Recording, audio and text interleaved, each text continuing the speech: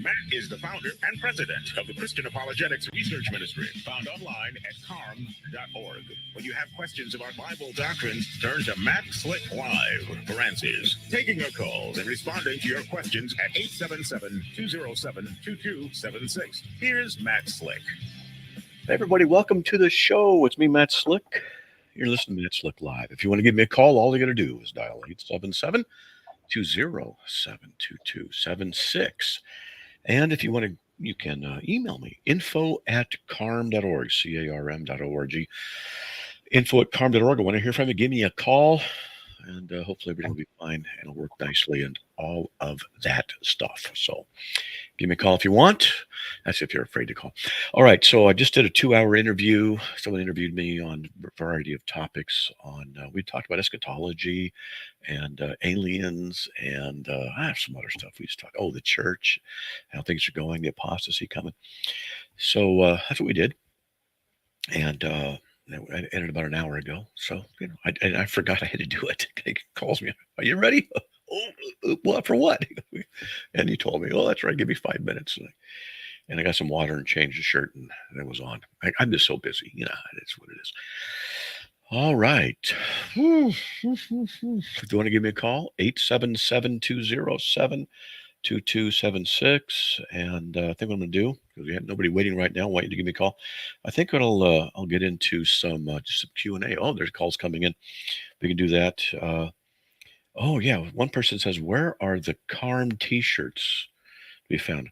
Type that in, Charlie. What's the in the private chat? I guess you can do that, or no, do it in the public. It doesn't really matter because we want everybody to know.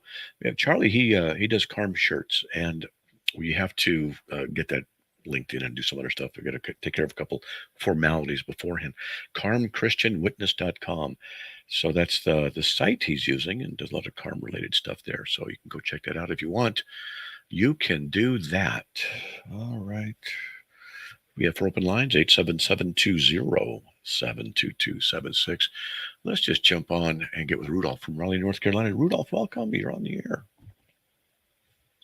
Yes, sir. What do the different gates in this temple stand for?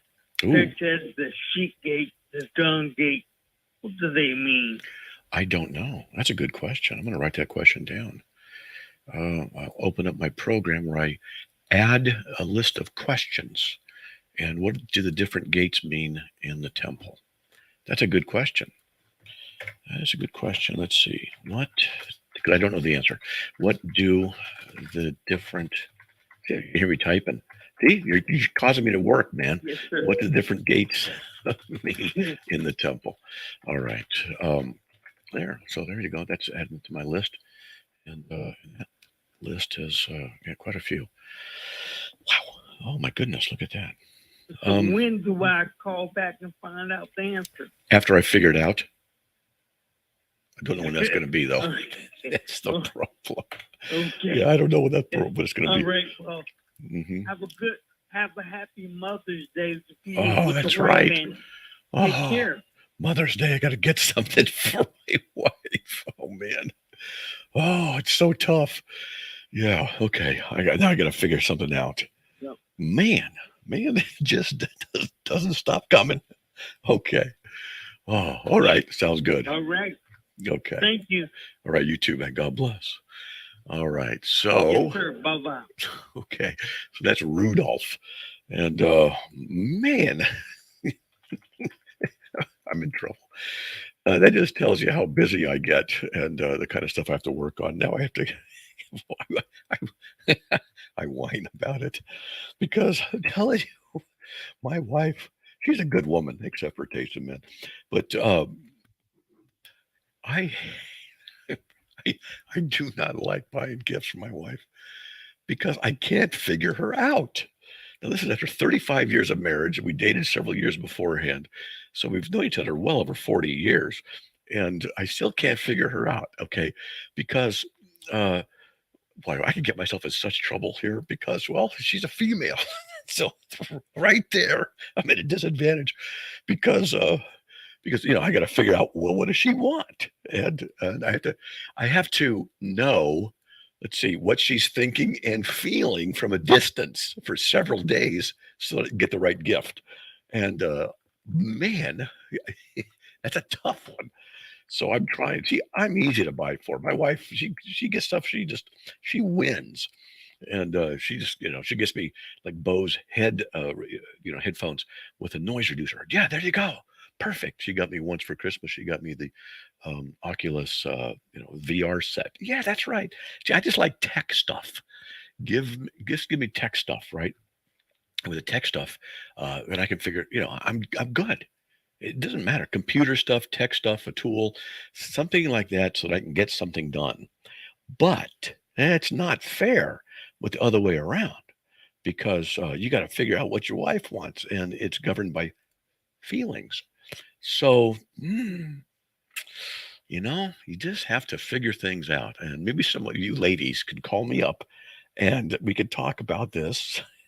Give me some help because my wife's not here right now. So then maybe I can figure it out. Maybe, because, well, what does she like? The good question. She likes flowers sometimes. A nice dinner. Well, I make dinners sometimes. What else? I'm not so sure. Oh man, this is tough.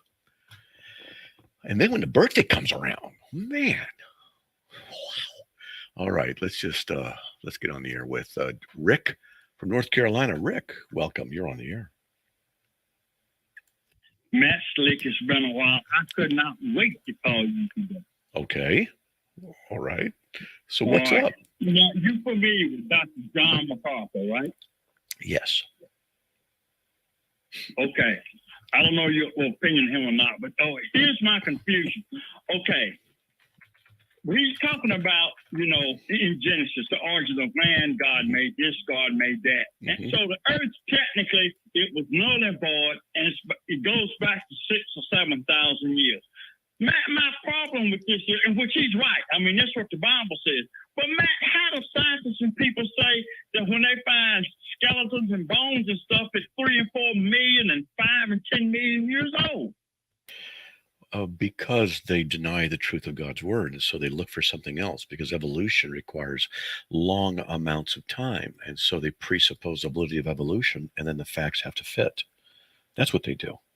All right. So like dating methodology. I got you. Okay. Dating methodology. So look at this. A Pleistocene rock layer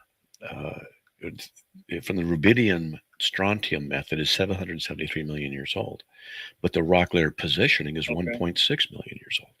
So there's I had these notes. I'm looking at my notes. Pleistocene rock layer.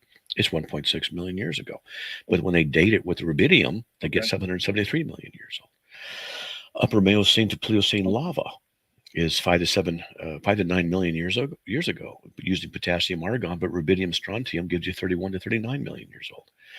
And I can go on. It's just that there's different dating results that they get. Well, they might say, well, they're all millions of years old. Well, that's what they say. But then there's the issue of carbon-12 or carbon-14, which has a half-life of 5,000, I think it's 5,380. Let's see. Let me find this. I want to get the right number. I don't want to memorize the wrong number. So in carbon-14 dating, and let me explain what carbon-14 is. This is an example of something. Because in carbon-14 has a half-life of 5,730. So 5,730 years. What that means is a gram of pure carbon-14 after 5,730 years is a half a gram. Nothing happens to it. It just, the half-life, it just dissolves. It disappears. Now, the reason this is important is because, for example, this is an issue. An example is a squirrel. I use a squirrel. So a squirrel is eating and breathing. And because it's eating and breathing, then it's taking in carbon-14. It's not produced in the body of an organism. It's different. So it breathes it in and it eats it. So when the squirrel dies, then there's no more introduction of carbon-14 into the organism. It dies. So let's say it's covered with mud and is preserved really well. Well, because of the half-life, carbon-14 disappears completely from an organism after 93,000 years. 93,000 years. So an organic something that was alive that respirates. Plants do this too, that take nourishment and nutrients from the ground, that carbon-14 is in the plants. And okay, so why is that important? That means that after 93,000 years of their death, no carbon-14 is supposed to exist in them. But they're finding carbon-14 in coal shales, which are millions of years old. Well, why is it there? It doesn't make sense. Or in diamonds, which take millions of years of pressure to produce. So why are they there? Why are they finding carbon-14 in, well, I won't go that far because I don't know if I have any documentation yet on it. They're finding in dinosaur bones, they're finding soft tissue in the marrow areas. And apparently there's some DNA in there, some carbon. So how's that existing if they're millions of years old? It doesn't make it. There's counter evidence, but it's generally suppressed. A woman did a study and released information on soft tissue being extant in dinosaur bones. She was an atheist, I guess, and in the scientific community, and she was ostracized. That it can't happen. It's not possible. And she did her test like 4 times. There it is. And she produced it. And even then, they were ridiculing her a great deal. And she stood her ground for the evidence. And now they're starting to realize this is true. So they have their ways of suppressing information. So basically, what these scientists are doing is just manipulate numbers. Some do, not all. Most scientists are people of integrity, and they want to solve problems. But when it comes to I know, but what I'm saying is, just like you just did, they have factual numbers, and then you see the pre-data, back data, on and on and on. Now let me ask you a question. Genesis says the earth was void and without matter. So nobody really knows, guesstimate-wise, how old the earth is, right? Well, one of the theories that is floated around in Christianity is that the first day could have been a long beginning time. So that's a possibility. Right. The other one is that the word yom, which is the word day, when it's used with ordinal numbers, generally means 24 hours. Ordinal numbers meaning first, second, third, fourth. And in Genesis, the 7th day does not have a day and night. So the first 6 days do, but the 7th one doesn't. So the question then becomes, why is that a change? So is it that it's a longer period of time before Adam and Eve fell? Maybe a few thousand years, maybe a few hundred. We don't know. So there are people talking about this, and all I'm doing is just presenting, a yawn there, presenting different bits of information. So I don't believe the Earth is millions of years old. I reject that. But I don't know exactly how old it is. I find it hard to believe. But as far as the God creation theory, I listened to him this morning. He was leaning toward between 6,000 and 7,000 years. Does that sound about right? Yeah. Mm-hmm. Yeah, that sounds doable. Okay. Mm-hmm. Well, I knew I needed to call you. Okay. Yeah. All right. Thank you so much, Matt. You're welcome. Well, God bless, man. Okay. All right. All right. Well, that's Rick from North Carolina. Let me read you a quote. Well, there's a break, so I won't read the quote just yet. On soft tissue being found in 80 million year old fossils. This is from a Science magazine. How can that be? There's a lot of problems. There are. Hey, guess what? We'll be right back after this break.